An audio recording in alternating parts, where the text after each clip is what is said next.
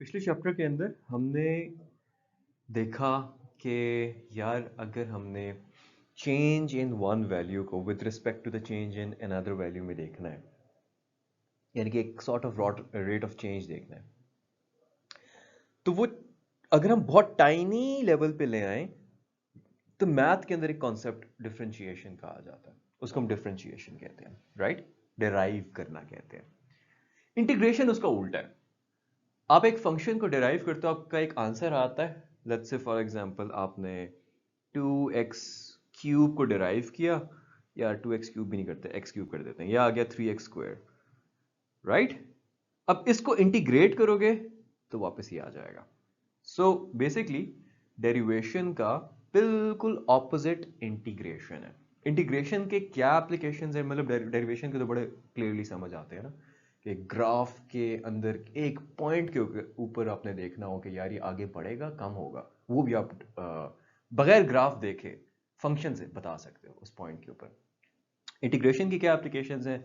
Again integration थोड़ा सा difficult है टू मेक सेंस ऑफ, उस तरह से कॉन्सेप्चुअली कि आप कैसे इंटीग्रेट करके सारी चीज़ों को जोड़ रहे हो, लेकिन it has a lot of applications and I will try my best कि ये टॉपिक भी आपके लिए becomes interesting, understandable. If there's anything that you feel like I should be doing more, please leave your comments here and make sure कि आपके exam से पहले जो क्वेरी क्लासेस आपकी मेरे साथ हुआ करेंगी आउट क्लास पे, आप लोग वो अटेंड करें। So, like I said, anti derivation is integration, यानी कि डेरिवेशन का ऑपोजिट इंटीग्रेशन है। कैसे? लेट्स से आपको एक डिराइव फंक्शन पता है, how can you go back to the function itself? So let us discuss the differentials of variables before we go any further, कि ये होते क्या हैं, differential variables होते क्या। So instead of saying कि there's a tiny change in the value of y, अक्सर f of x को हम y कहते होते हैं ना यार, है ना? हम ये भी तो कह सकते हैं कि हम इसको tiny change in the function भी लिख सकते हैं। Different mathematicians ने, आपने लास्ट चैप्टर में देखा था, किसी ने dy by dx लिखा, किसी ने नहीं यार the change in function with respect to the independent variable है ये, etc etc। Long story short ये कि हम इसको ऐसे लिख सकते हैं, यानी कि अगर हम किसी फंक्शन का डेरिवेटिव ले रहे हैं तो उसको हम ये मतलब f डैश ऑफ x के लिख सकते हैं, यानी कि अगर ये dx उठा के मैं वहां पे ले जाऊं तो I can write it like that as well. अभी जो f डैश ऑफ x है, ये बेसिकली डिफरेंशियल कोएफिशिएंट कहा जाता है, right? It's being the coefficient of differential, it's called differential coefficient. Okay, how do we make sense of that? इसको coefficient क्यों कह रहे हैं?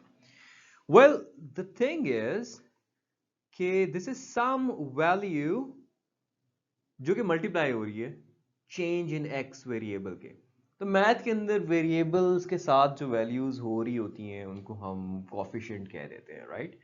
अब ये वो डिफरेंशिएशन से कोएफिशिएंट आया है, तो इसको most probably because of that reason differential coefficient कह दिया। अच्छा यार, हमने ये बातें तो समझ ली कि डिफरेंशियल कोएफिशिएंट क्या है, एटसेट्रा एटसेट्रा। हम इंटीग्रेशन कैसे करेंगे? Well, like I said, integration जो है वो डेरिवेशन का बिल्कुल ऑपोजिट है, राइट? फॉर एग्जांपल, अगर मेरे पास एक फंक्शन है एफ ऑफ एक्स जो कि है एक्स का क्यूब प्लस 2। अब मैं इसको अगर डिराइव करता हूं तो ये क्या बन जाएगा? 3x square plus 0। कॉफिशिएंट जो है उसका, सॉरी, कांस्टेंट का जो डेरिवेटिव होता है वो 0 होता है। अब लेट्स से मुझे ये वाला फंक्शन ना दिया गया होता, मेरे पास सिर्फ और सिर्फ जो है ना उसका डेरिवेटिव होता, और मैंने इससे वापस जाना होता। So what would I have done? I mean, अगर मेरे पास x की पावर n हो तो मैं डेरिवेशन के अंदर क्या करता हूँ कि मैं n x n minus one करता हूँ। अगर मैंने इससे वापस एक्स एन पे जाना हो तो मैं क्या करूंगा? मैं एक तो एन से डिवाइड करूंगा और दूसरा इसके पावर में एक ऐड करूंगा, right? So that is what I would do, कि इसके साथ जो चीज़ है 3x स्क्वायर, एक तो 3 से मैं डिवाइड करूंगा और दूसरा इसमें मैं ऐड करूंगा। क्या आ जाएगा मेरे पास आंसर? x का क्यूब।